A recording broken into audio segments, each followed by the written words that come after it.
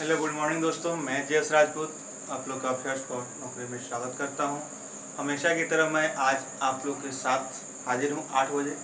लेकिन आज का जो टॉपिक है वो करंट अफेयर्स नहीं है, क्योंकि कल संडे था तो कुछ ज़्यादा न्यूज़ नहीं मिला हमको। ठीक है, संडे होने की वजह से हमको न्यूज़ नहीं मिला, और न्यूज़ 3 या 4 न्यूज़ होंगे तो उससे डिस्कस करने से और टाइम वेस्ट करने से कोई फ़ायदा नहीं। तो मैंने एक बात सोची कि चलो कुछ बैंकिंग का टॉपिक हम लोग डिस्कस क्यों ना कर लें आज। ठीक है, पढ़ाई एकदम कंटिन्यू रहनी चाहिए। तो आप लोग जो चैनल पे मेरे नए देख रहे हैं उस चैनल को अगर सब्सक्राइब नहीं किए हैं तो चैनल को सब्सक्राइब कर दीजिएगा, अपने दोस्तों में शेयर कर दीजिएगा। ठीक है, जितना ज़्यादा से ज़्यादा हो सके अपने दोस्तों में शेयर कीजिए और उनसे सब्सक्राइब करने के लिए भी कहिए। ठीक है, क्योंकि आप ही लोगों के सहयोग से कुछ हो पाएगा। चलिए इसी आशा विश्वास के साथ हम अपने टॉपिक पे चलते हैं। आज की टॉपिक हमने लिख रखी है, बैंकिंग का टॉपिक है, और टॉपिक का नाम है क्रेडिट रेटिंग एजेंसी। ठीक है, क्रेडिट रेटिंग एजेंसी यानी कि एजेंसी मतलब होता है संस्थाएं। ठीक है, संस्थाएं, कंपनी वगैरह। रेटिंग मतलब होता है उसके मूल्यता को, उसके वैल्यू को क्या करना, बताना।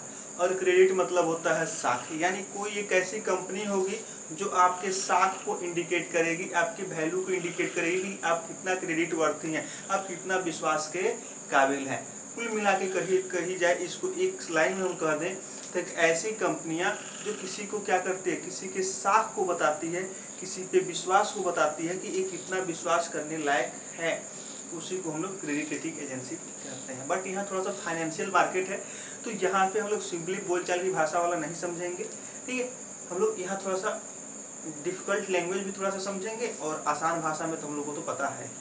तो चलिए हम लोग आज थोड़ा सा, ये उतना तो डिफिकल्ट नहीं है बट थोड़ा सा समझने की वजह से थोड़ा सा आप लोग को नया टॉपिक मैंने लेके आया हूँ मैं आज। तो आज हम लोग इसमें बात करने वाले हैं कि क्रेडिट रेटिंग एजेंसी आखिर होती क्या है। तो इसको फर्स्ट ऑफ ऑल, यह जो वीडियो है आपको इंग्लिश और हिंदी दोनों में होगा। मैटर मेरा इंग्लिश में होगा बट मैं बोलूँगा हिंदी में।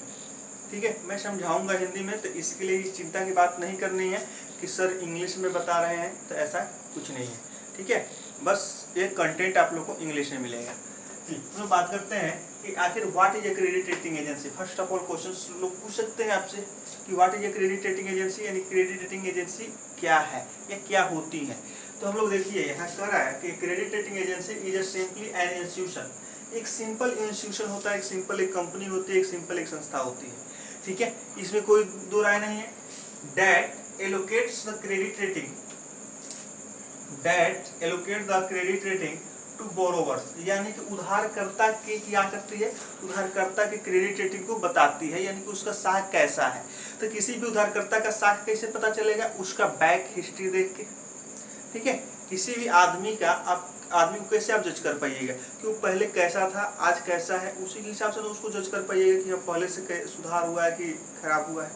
ठीक है, तो यहाँ क्या कर रही है कि कंपनी क्या करती है, that allocates the credit rating, यानी कि उसको रेटिंग देती है टू बोरोवर्स।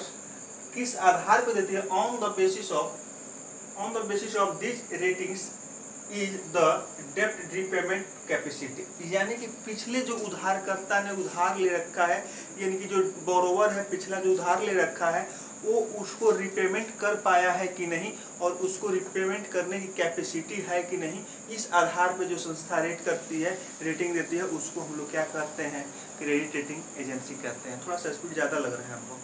ठीक है, तो आप लोग बताइएगा कि अगर समझ में नहीं आया हो तो फिर मैं एक बार इसको मैं समझा देता हूँ कि एक ऐसी संस्था, एक ऐसी एजेंसी जो बोरोवर की, यानी कि उधारकर्ता उधार जो लेते हैं उनको बोरोवर कहा जाता है, उनकी रिपेमेंट कैपेसिटी को बताती है, और रिपेमेंट कैपेसिटी के आधार पे क्या करते हैं, उनको रेटिंग देती है, उसी को हम लोग क्रेडिट रेटिंग एजेंसी कहते हैं। ठीक है, जैसे कि स्कूल से आप लोग का क्या करते हैं, सर्टिफिकेट वगैरह मिलता है, एग्जाम से आपका मार्कशीट मिलता है, तो क्या बताता है कि बच्चे में पढ़ने में कितना मैच्योरिटी है, कितना पढ़ने में तेज है। ठीक है, आजकल का तो खैर मार्कशीट भी उतना ही नहीं है, क्योंकि बिना एग्जाम के ही पास करा दिया जा रहा है। चलिए अब बात करेंगे कि why it is an important, या CRA यहाँ लिखा हुआ है, ये भी याद रखिए, क्रेडिट रेटिंग एजेंसी लिखा हुआ है। ठीक है, ये इम्पोर्टेंट क्यों है, ये तो हो गया कि डिफिनेशन की, एक ऐसी संस्था जो कि बोरोवर की रिपेमेंट कैपेसिटी को बताती है, उसको हम लोग क्रेडिट रेटिंग एजेंसी कहते हैं। सिंपल वे में समझ लीजिए। ठीक है, अब आखिर ये इम्पोर्टेंट क्यों है भाई, क्यों इसको लाया गया? तो this agencies determine the risk that is associated by investing in the companies. यह कंपनी क्या डिटरमाइन करते हैं, यह कंपनी क्या क्लियर करती है कि इस कंपनी में या इस आदमी को लोन देने से, ठीक, लोन देने में कितना रिस्क है, ठीक है, या इस कंपनी में इन्वेस्ट करने पे इन्वेस्टर को कितना रिस्क होगा, यह एक कंपनी क्या करते हैं, एजेंसी क्या करती है, बताती है।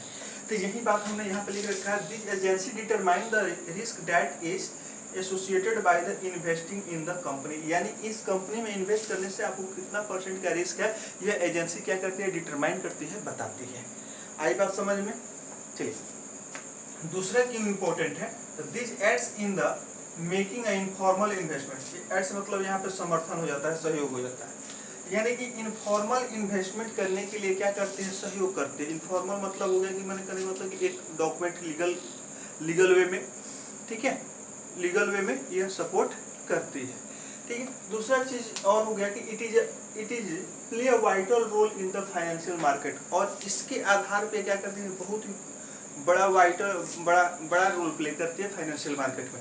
यानी कहने का मतलब कि किसी भी दूसरी कंपनी को दूसरी कंपनी के बारे में बताना कि इसकी रेटिंग कैसी है, इसकी फाइनेंशियल कंडीशन कैसी है, इसमें आप इन्वेस्ट कर सकते हैं कि नहीं कर सकते हैं, ठीक है, उसके आधार पर वो अगला कंपनी क्या करेगा, इन्वेस्ट करेगा। तो इससे क्या हो जाएगा, ये वाइटल रोल प्ले हो जाएगा, ठीक है, बहुत ही अच्छा भूमिका इसका हो जाएगा। क्यों? क्योंकि मान लीजिए कि एक कंपनी है और एक दूसरी कंपनी है। अगर एक कंपनी आपको चाहती है कि हम इसमें क्या करें, इन्वेस्ट करें, बट इसकी फाइनेंशियल कंडीशन क्या है, अच्छी नहीं है, क्या है, इसकी फाइनेंशियल कंडीशन अच्छी नहीं है, जिसकी वजह से इसका जो इन्वेस्टमेंट होगा वो क्या होगा, डूब सकता है।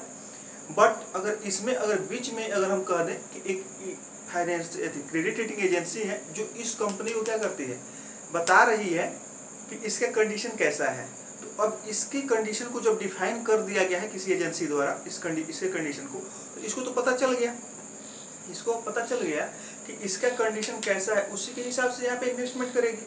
तो इसका भी इन्वेस्टमेंट सुरक्षित हो गया और ये भी बच गई, ठीक है। इसको तो थोड़ा सा नुकसान हुआ क्योंकि अगला इन्वेस्ट नहीं कर पाया, लेकिन इसका तो सुरक्षित हुआ ना।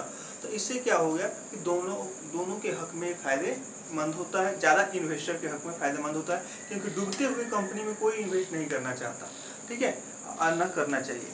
तो हम लोग बात करते हैं कि यह फाइनेंशियल मार्केट में क्या करता है, बहुत ही वाइटल रोल प्ले करता है, ठीक है। अब बात करते हैं कि अब आप लोग के मन में क्वेश्चन आ रहा होगा कि क्रेडिट रेटिंग एजेंसी जो है क्या करती है, कौन कौन से कंपनियों के, ठीक है, कौन कौन सी कंपनियों के, कौन कौन सी संस्थाओं की रेटिंग करती है, यह सभी की करती है। तो याद रखिएगा, लगभग सभी करती है। बट यहाँ हम लोग क्या किए हैं, बात किए हैं कि फाइनेंशियल मार्केट्स की बात की गई है, ठीक है। तो हम लोग जानते हैं कि भारत में फाइनेंशियल मार्केट के, पूरे विश्व में कह दीजिए, ठीक है, तो हम लोग तो भारत के फाइनेंशियल मार्केट पढ़ते हैं। तो भारत में जो फाइनेंशियल मार्केट होता है, दो टाइप का होता है, एक लॉन्ग टर्म और एक शॉर्ट टर्म। लॉन्ग टर्म को कैपिटल मार्केट कहते हैं और शॉर्ट टर्म को हम लोग क्या कहते हैं, मनी मार्केट, ठीक है। आप लोग बैंकिंग का वीडियो में पीछे पढ़ चुके होइएगा, ठीक है। नहीं पढ़े हुएगा तो डिस्क्रिप्शन बॉक्स में बैंकिंग 2020 का मैं लिंक प्रोवाइड कर दूंगा, जिससे कि आप लोगों को बैंकिंग का मनी मार्केट चैप्टर या कैपिटल मार्केट वहाँ से क्लियर हो पाएगा।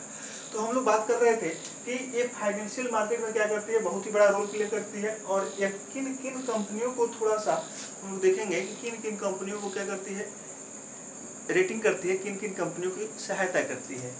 तो यहाँ हम लोग बात करेंगे इंडस्ट्रियल कंपनी, यानी कि जितने भारत में औद्योगिक संस्थान हैं, वो रिलायंस से लेके टाटा महिंद्रा जितने भी हैं, सबके बारे में क्या करते हैं, इनकी रेटिंग करती है। यानी कि कहने का मतलब कि इनकी रेटिंग होने से क्या होगा कि जो इन्वेस्टर्स हैं उनका इन्वेस्टमेंट सिक्योर रहेगा। चलिए मान लीजिए कि अभी टाटा और रिलायंस की जो रेटिंग है अच्छी चल रही है, तो जो इन्वेस्टर होंगे टाटा और रिलायंस में इन्वेस्ट करेंगे, ठीक है। जिनकी रेटिंग खराब है उनमें रेटिंग क्या करते हैं, उनमें इन्वेस्टमेंट कम होगा। चलिए नेक्स्ट हम लोग बात करते हैं बैंक्स की, यानी कि बैंक्स की रेटिंग, बैंक्स तो आप लोग समझते हैं कि बैंक्स का रेटिंग करने से क्या फायदा होगा कि उनका एनपीए किस हिसाब से है, उनका बैड लोन किस हिसाब से चल रहा है।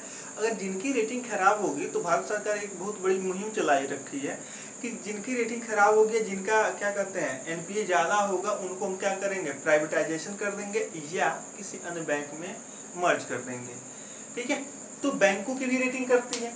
अब यहाँ बात आती है, नेक्स्ट हम लोग बात करेंगे एनबीएफसी, इनकी नॉन बैंकिंग फाइनेंशियल कंपनी, जो वैसी कंपनी जो बैंकों की तरह तो दिखती है, बट कुछ काम की वजह से, कुछ वर्क की वजह से क्या होती है, बैंकों से डिफरेंट हो जाती है।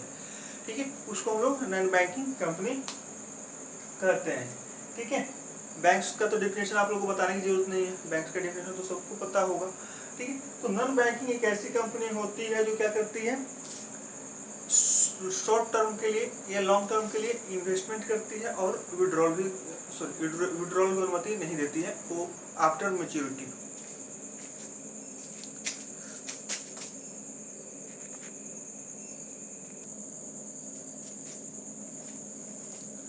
चलिए, थोड़ी सी लाइट कट जाने की वजह से थोड़ी सी परेशानी होगी आप लोगों को, 1-2 मिनट, ज़्यादा नहीं, मैं शॉर्ट में इसको ख़त्म करूँगा। तो एनबीएफसी को रेटिंग करती है।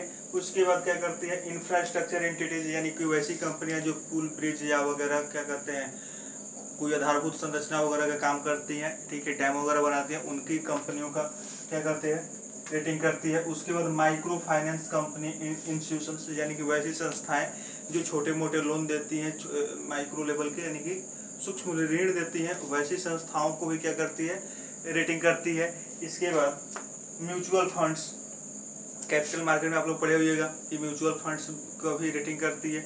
यहाँ से एक क्वेश्चन और बनता है एक बैंक के एग्जाम में कि म्यूचुअल फंड्स कंपनियों का रेगुलेशन कौन करता है, म्यूचुअल फंड कंपनियों का रेगुलेशन कौन करता है, तो सेबी द्वारा किया जाता है या सेबी करता है। ठीक है, नेक्स्ट बात करते हैं स्टेट गवर्नमेंट और सेंट्रल गवर्नमेंट की। ये तब स्टेट गवर्नमेंट और सेंट्रल गवर्नमेंट की भी रेटिंग करता है। जैसे कि आप लोग न्यूज वगैरह में पढ़ते हुए या बराबर हम लोग करेंट अफेयर्स में पढ़ते हैं कि फिच द्वारा भारत की रेटिंग की इतनी कमी की गई। ठीक है, मूडी द्वारा भारत की ग्रोथ रेट को इतना फॉरकास्ट किया गया। ठीक है, तो भारत, बिहार या कोई भी हो, इसकी भी रेटिंग की जाती है कि इसका ग्रोथ रेट इतना है, इसमें इन्वेस्टमेंट करने की उम्मीद इतनी है। ठीक है, इसके बाद अर्बन लोकल बॉडीज, यानी शहरी कुछ संस्थाएं वगैरह है, उसका भी क्या करती है, ये रेटिंग करती है। मेनली 8 ऐसी संस्थाएं हैं जिसकी रेटिंग क्रेडिट रेटिंग एजेंसी करती है। इसी के साथ मैं आप लोग से विदा लूँगा, क्योंकि आज लाइट अचानक से चली गई। ठीक है, और बहुत देर वेट करने के बाद भी नहीं आई, तो मैंने वीडियो को कंप्लीट करने की कोशिश की है। तो मेरी आवाज़ से ही इसको समझने की कोशिश कीजिएगा आप लोग भी। ठीक है, थोड़ी सी आप लोग को क्या कहते हैं, असुविधा हुई है, उसके लिए मैं खेद है। इसी तरह मैं आप लोग से विदा लूँगा। जय हिंद, जय भारत।